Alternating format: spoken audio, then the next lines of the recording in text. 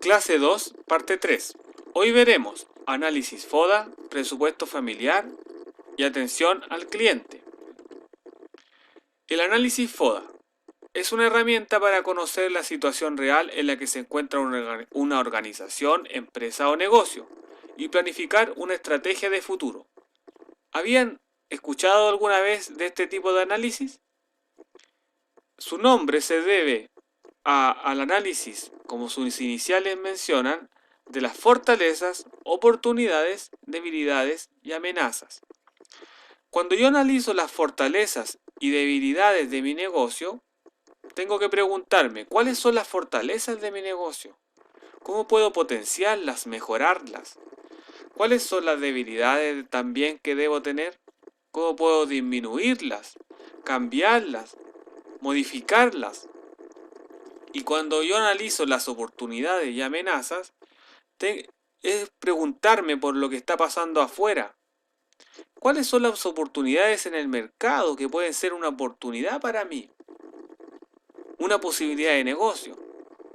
Pero también, ¿cuáles son aquellas amenazas, aquellas cosas que ponen en riesgo el funcionamiento de mi negocio? El análisis FODA entonces de las amenazas, fortalezas, debilidades y oportunidades de mi negocio es como un chequeo médico. ¿Qué quiere decir esto? Que es importante hacerlo periódicamente para determinar la salud de mi negocio. Forma parte de una planificación estratégica. Se recomienda hacerlo cada 6 o 12 meses o incluso una vez al mes, lo que me va a permitir a mí analizar y ver en qué puedo mejorar, qué elementos tengo que modificar o eliminar. Las fortalezas y debilidades, al ser factores internos, es decir, que están bajo mi control, que dependen de mí, es un factor determinante a la hora de mejorar el funcionamiento de mi empresa para que tanto mis trabajadores o yo mismo o los que están conmigo haciendo este negocio y mis consumidores y mis clientes puedan notar que mi empresa es una empresa diferente, preocupada, que está atenta a los requerimientos que necesitan mis usuarios. Las oportunidades y amenazas son factores externos, es decir, no dependen de mí. Son cosas que ocurren, por ejemplo, el estallido social, que ocurrió en octubre, ¿recuerdan? Esas amenazas que pusieron en peligro y eliminaron lamentablemente muchos negocios pequeños del país, fueron amenazas que nadie los vio venir, pero que provocaron un desastre para el funcionamiento de mi negocio.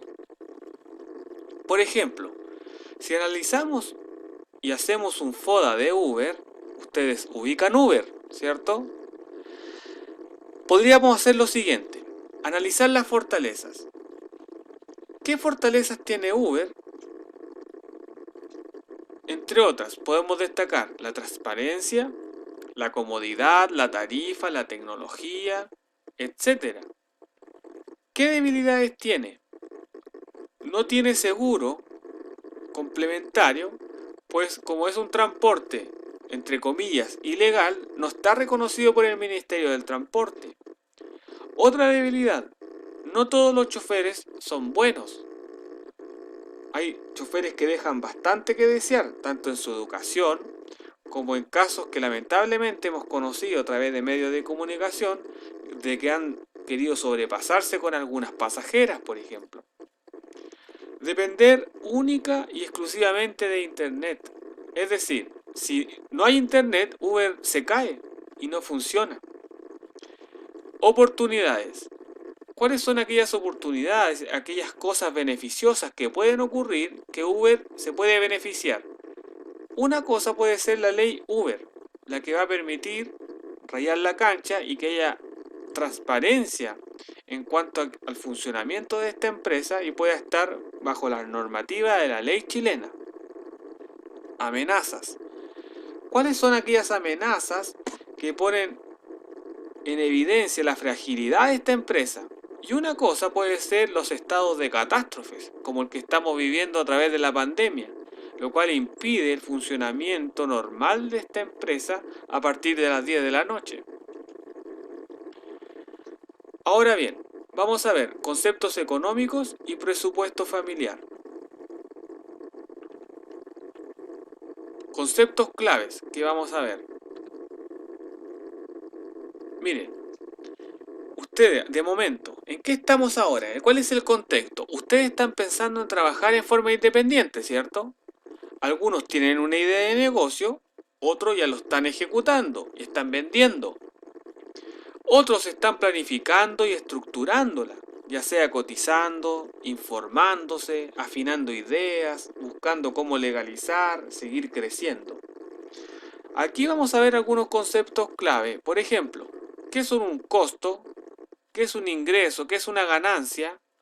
¿Qué es una utilidad operacional y una cuenta de activo y una de pasivo? Costos. Es el gasto económico que representa la fabricación de un producto o la prestación de un servicio. Ingresos. La cantidad que recibe un negocio por la venta de ese producto. Ganancias. La diferencia entre los costos y los ingresos. Para determinar el precio de venta de un producto, tengo que conocer cuáles son los costos de producción.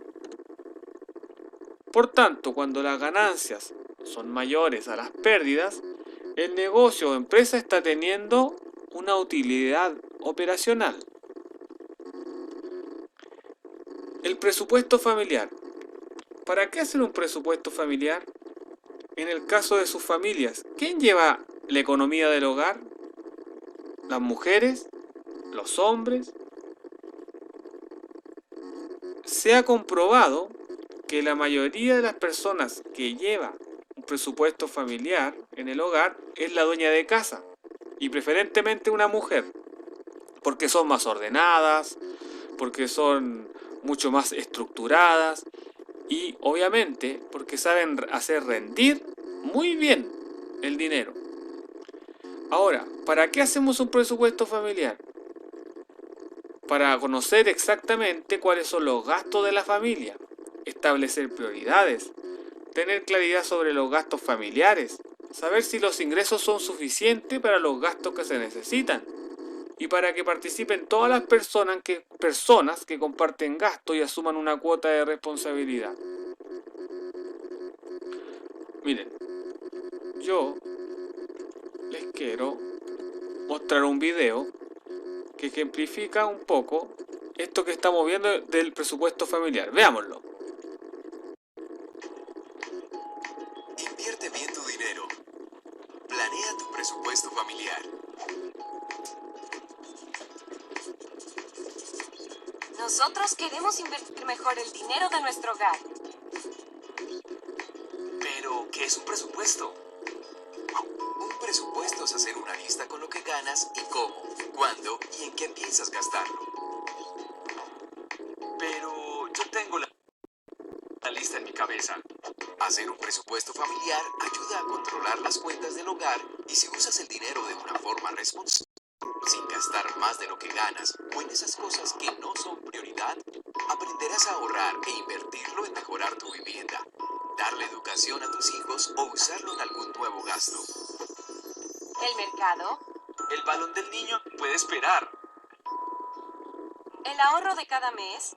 Las facturas de los servicios públicos Falta meter en la plata que debemos. y el dinero del transporte. Y la cuota de nuestra vivienda. Primero, hacer una lista con los ingresos. Deben identificar cuáles son los ingresos familiares. Les voy a dar unos ejemplos para que los tengan en cuenta. Sueldos, jubilaciones, bonos, pensiones, propinas, arriendos. Ingresos esporádicos como horas extras, indemnizaciones, rifas, entre otros, no deben tenerse en cuenta dentro del presupuesto, pues algunos meses llegan pero otros no. Hija, o sea que debemos incluir dentro del presupuesto la pensión de mi mamá, porque ella hace parte de esta familia y mes a mes colabora con algo de dinero. Así es, don Paco. Se deben incluir todos los ingresos de la familia porque en la segunda clave vamos a identificar los gastos familiares. Ahí deben ir las facturas de servicios públicos, el mercado, las deudas, los pasajes, Creo que esos son todos los gastos. Muy bien, doña Cecilia, pero le faltaron otros gastos que nunca tenemos en cuenta. Desde una gaseosa hasta una bolsa de leche, para completar el mercado a fin de mes se deben tener en cuenta en los gastos. También es importante saber que hay meses que los gastos se incrementan, como es el caso de diciembre, regalos de cumpleaños, Día de la Madre, entre otros. Recuerden que los gastos nunca deben superar los ingresos, porque en ese momento es donde se recurre a los préstamos. Y para que los gastos no superen los ingresos, debemos reducir al máximo los gusticos no prioritarios.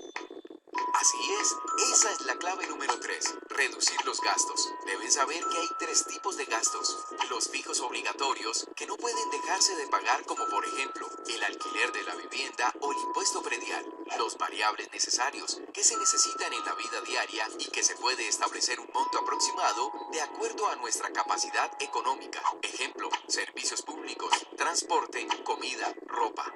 Y por último, los gastos eventuales, o como yo los llamo, gusticos, y son todos los que se pueden reducir o eliminar. Ejemplo, comer seguido por fuera de casa, salir de paseo a lugares costosos, comprar alcohol, cigarrillos, gaseosas, helados. Todos tenemos derecho a invertir un pequeño porcentaje del dinero que ganamos en estos gastos eventuales, pero antes de hacerlo, debemos estar seguros que las demás obligaciones ya están cubiertas.